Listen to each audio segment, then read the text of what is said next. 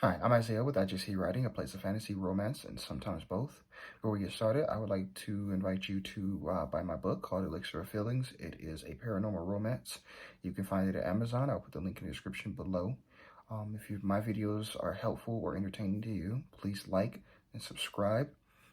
If you would like to read up on paranormal romance and fantasy, you can go to my website, ijcwriting.com. There I have prompts, short stories, and I also have some of my work in progresses that are there. Everything aside for the link to my book is free. So if you just want to go and check it out, just get a quick read. Most of the things there that aren't my work in progresses are 1,000 words or less, if not all. And my work in progresses are about 3 chapters, so everything is a pretty quick read. Without any further ado, let's just jump right into it. So last week I did a video on world building, and a lot of people that follow me on Twitter asked for more world building because apparently it's something that's pretty difficult because of the research and a lot of things that go into it. So I would just like to go a little bit more in detail. If you haven't checked out my first video, I'll put a link for that one as well. Check that out. It basically goes over a brief overview of things to think about when doing world building. This one in particular will be kind of like what was my process when building my world. So, for those of you who do not know, the world that I write in is called Drekenvold. And when I was building Drekenvold, to be honest, I've been working on this since I was around about 8 years old. But, as you probably are very well aware, 8-year-olds aren't the best at creating very realistic worlds. But it's just something that I carried with me, and it basically went through 2 revamps. So again, when I was 14, and then now recently in my 30s. So now that I've revamped it, that's when it got its name changed. That's when it got a major facelift, and this is when I started really thinking about everything. So yes, world building can be a very long process, but it doesn't have to be, especially if you just really focus on it, because the only things I really kept from the older versions of it is the names and some of the story arcs. That's pretty much it. The way the world works has changed so much to the point where it even has a new name from when I originally started it. So I'm just going to give you some of the things that I thought about and walk you through my process of how I built it. So let's get into this. Okay, so the first thing I had to think about was how many countries there are going to be. The reason why that's the thing is because, you want to define territories and cultures and economics and all of these things. Now, I'm not saying you have to be the greatest at any of these things to kind of put everything together, but you need to know a little bit about some of it. And if you want to make everyone pretty much the same in certain categories just to make it easier, such as everyone's a hunter-gatherer, or with, the few exceptions of some people settle on certain grounds, this is an easy way of eliminating the economics and some of the politics, but it's not something that I did. But when you create these countries, you find your territories, you find your cultures and things of that nature. That's what I did. And as I stated before, I took real world cultures and threw them into these places, and I created basically 5 countries, and one of the countries has 3 major factions inside of it. Think of your geography as well. Basically, what I did was I took Earth and I minimized some countries, maximized some of them, and eliminated the ones that I didn't have cultures for. So I minimized it because making it small and manageable is going to be key. When I originally started trying to do this and I just started trying to make factions for everyone, it became too much trying to keep up with everything. And I didn't want to feel like I literally was just copying and pasting, so I, put it down to something manageable, which is the 5 countries and the cultures that I do have. This is going to save you a lot of time, and this is going to make it feel more real, because not every place has to be as rich and as diverse as Earth is, because I'd miss somebody. There's no way I could get all of the cultures in. So once you figure out these countries, you need to figure out which ones are rivals, which ones are allies, because everyone's not going to like everybody. It's not going to happen. And everyone's not going to hate everyone. That's also not going to happen. That doesn't feel real. And when you determine these things, you can borrow from real world, or you can switch them. It doesn't matter. This is your story, and you need to tell it the way that you want to tell it. Like, for example, I have the Arabic community, which is the Talons or the dragon people, and I have the Dark Elves really getting along really, really well. And I based most of this off of D&D more than real world cultures, because that's just the way I wanted to do it. And I have the orcs and the Vikings, which are the Chinese and the Japanese. They're they don't hate each other, but they don't really like each other either. Like they're very neutral with each other. Like I liken them to the neighbors in a really, really nice neighborhood where, they're not gonna do anything to each other, but they're always trying to one up each other, kind of, sort of. And that's the kind of relationship I have with them. And each country deals with other countries in a different way. Another thing to think about is, who are the leaders of these countries? Every society like that has to have a leader or a group of leaders, depending on how you want the government or the society to be ran. Do they agree with them, or do the general people agree with them, or do they not like them? And it's not realistic that all the countries hate their leaders and all the countries love their leaders. There's going to be some mixed feelings. And it's really not realistic that everyone in there loves their leader, and just one and then the next and so forth. Like there's going to be mixed feelings. There's going to be some people, there has to be a mix. But overall, how is it?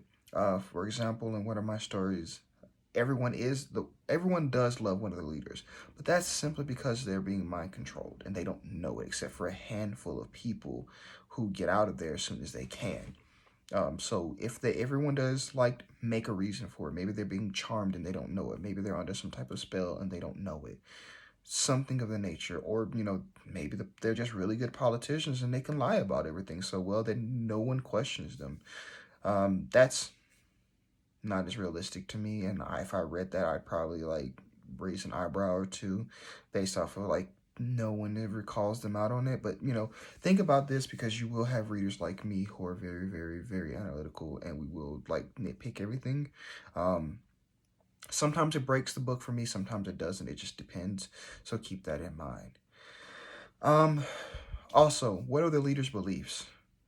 That's another big one, because that's going to be a part of the reason why people love them or hate them. Are they war loving? Are they money hungry? Are they very charitable? Like, all of these things are going to mix people's feelings about one thing or another, because if you have a person who is too war mongering, then people don't want to go to war all the time. They're going to say he's a dictator or she's a dictator, and they're going to revolt. If you have someone who's super charitable, they're going to say he's weak, and you're going to have people trying to take over. You have to kind of think about a lot of these things. These are things that I thought about anyway. Another thing is, what time period do you want your people to be in? I didn't want to follow the same format of sword and sorcery fantasy or paranormal romance or whatever. I didn't want to put my fantasy characters in the real world, and I didn't want to give them the old medieval setting that most fantasy has as well. So I wanted to give them more modern feel, and that's why for the Celestial Assembly, I chose the 20s, 30s, and 40s America times. And then for the later versions, it kind of transitions to our more modern times now, which is the time period that Elixir of Feelings is written in. So think about how you want to do that and do your research on it. Remember, slangs change over time. Societies change over time. Technology changes over time. So do your research for what the people are dealing with.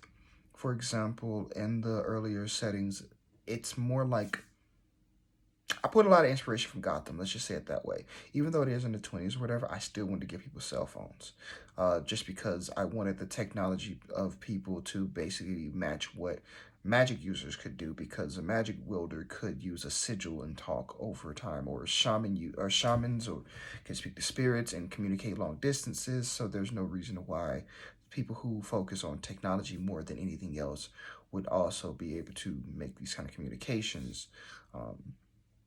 So that's something I thought about as well. But other than that, the cars, they have their limitations of the time. The slang is pretty similar to the time, if not exact. And here's the thing. I did my research, and research doesn't mean just reading up on it. I watched a lot of movies. a lot of movies, read books from the time period, read comics from the time period, played video games, which is the most fun part of it, and the particular time period, just to get a feel of it. And as one of my mentors told me, as when I was starting writing, watch the movie or listen to the music or listen to an audiobook set in that time period while you plan and write. It definitely will get your head in the game of that part of it, because I was doing it so much to where I was listening to Humphrey Bogart movies while I was writing, to the point where I was speaking the lingo when I wasn't even writing, just because I was really into that time period. When I write, one of my work in progress is called Becoming Jean.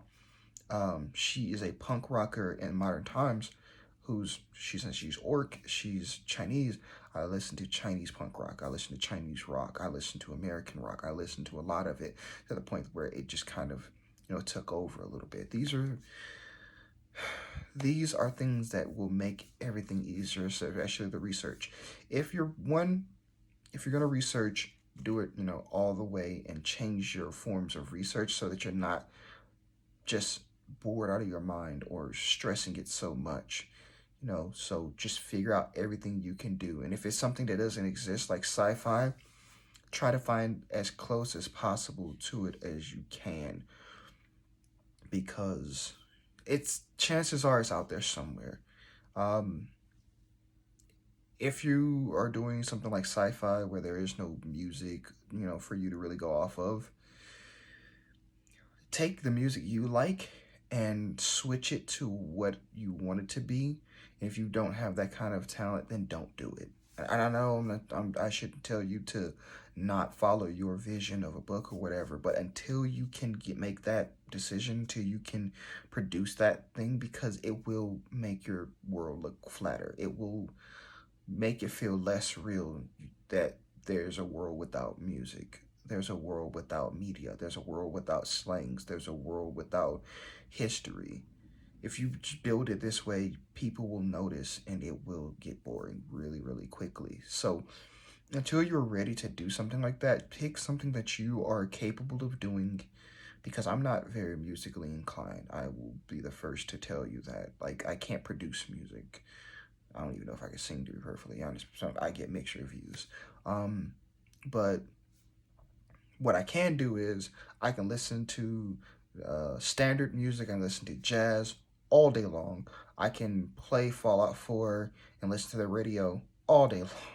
I can watch Humphrey Bogart movies. I can read books from that time era. I can do all of that. I can switch it up and basically get all of that in, so that I really have a feel of what I'm trying to write.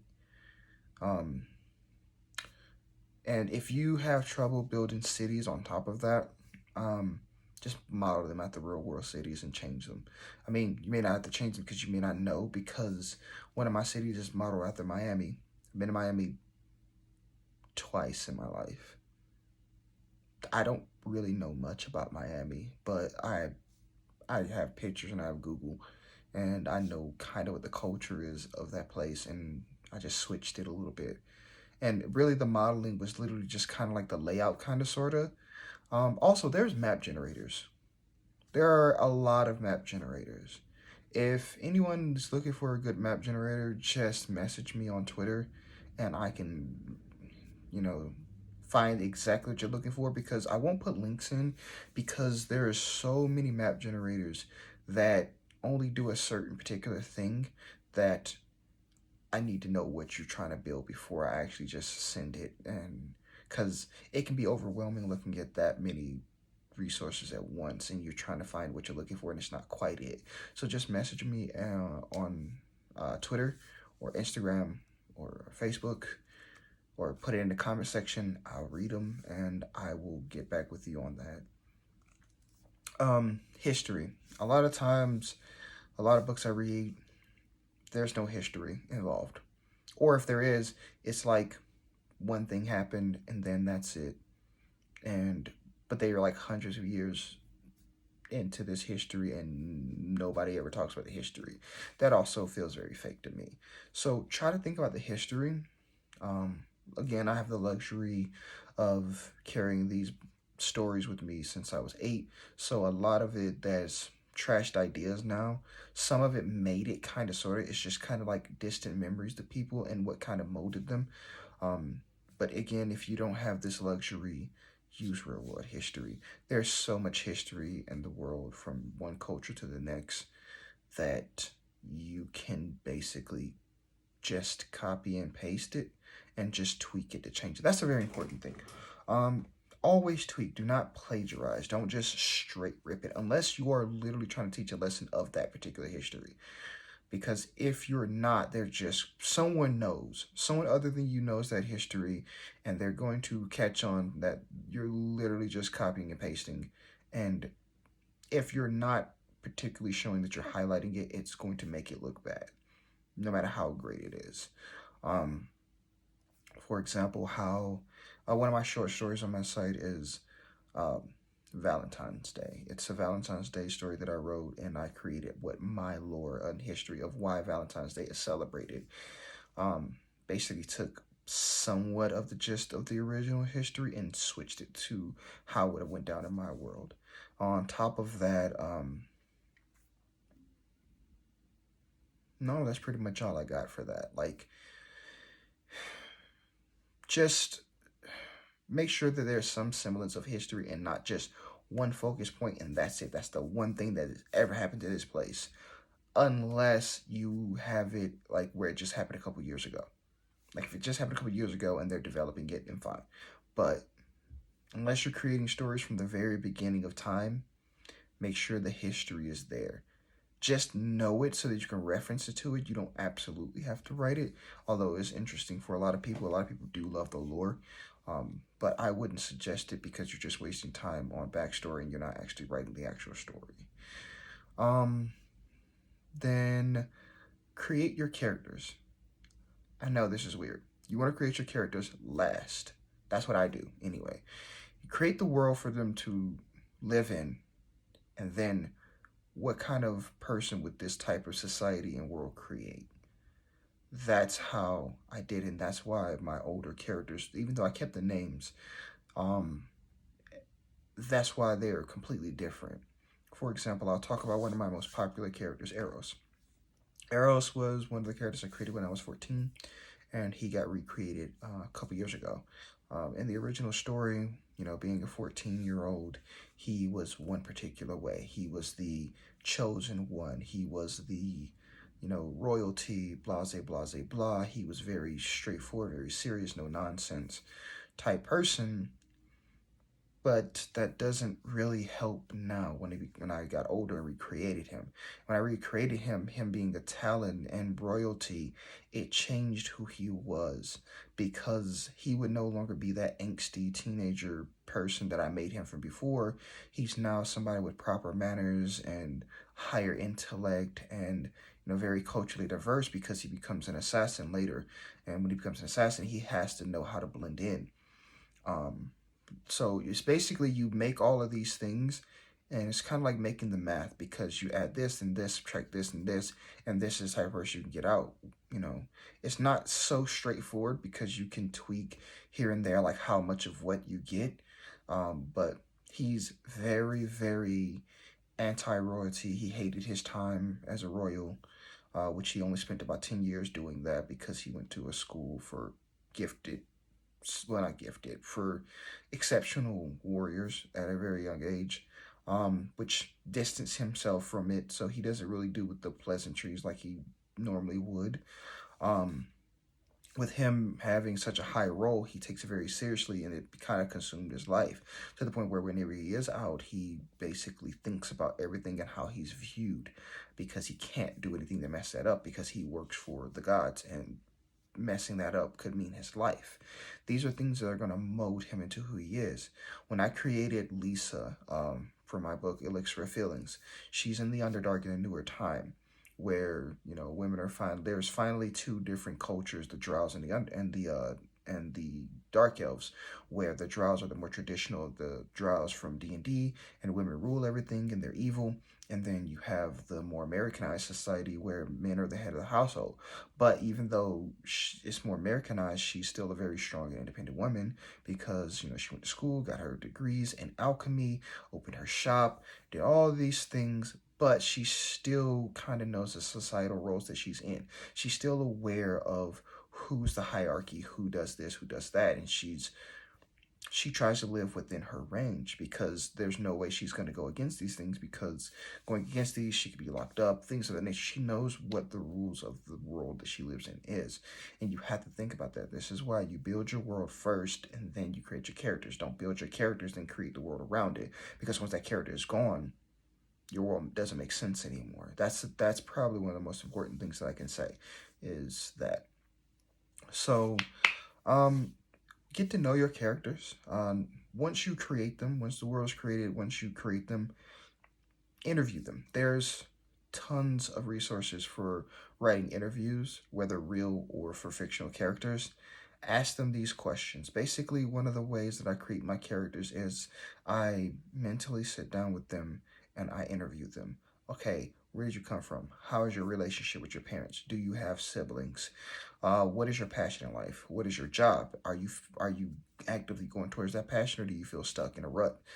All of these things will help you build a real person.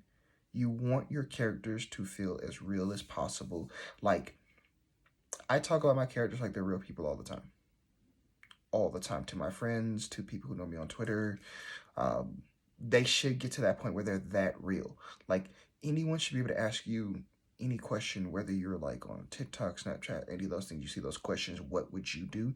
You should be able to ask your character that same question, and it should come natural what they would do. That's how I build characters anyway. I'm not sure of other people's processes. So, you know, and also another thing, and this is a bonus because I didn't have this wrote down in my notes. I know you guys noticed me looking over there. That's where my notes are. Research how other authors do theirs as well, because the people that I have been just so amazingly lucky to find and mentor me, they build their characters in the worlds differently than I do. But I take what I can from them and take what I don't like from them to help me mold my process. And that's like something that's super, super important. You know, you don't ever want to stop learning. You don't ever want to stop researching, because if this is your passion, you need that research. You need to be looking out for what's going on. Never think that you're the best at everything and no one else has anything that they can teach you because they don't know your vision. That's true. They don't know your vision, but something that they're thinking can help you as well. But that's all I got for today. Please leave comments and let me know what you would like to see next week. Again, I have a kind of an idea, but if something important comes up, I may change my plans. Leave comments to let me know if you liked it, if it helped you. Let me know if there's anything I do better. Just comments help me out a lot because I'm trying to build this for you all, and maybe we can build this channel together. Again, like, subscribe, hit the notification bell, all of that. And every Thursday I'll be uploading content. Every Friday I will be trying to release my weekly story. So just be on the lookout for that. But yeah, this has been IJC Writing, a place of fantasy, romance, and sometimes both. And I will see you next week. All right, bye.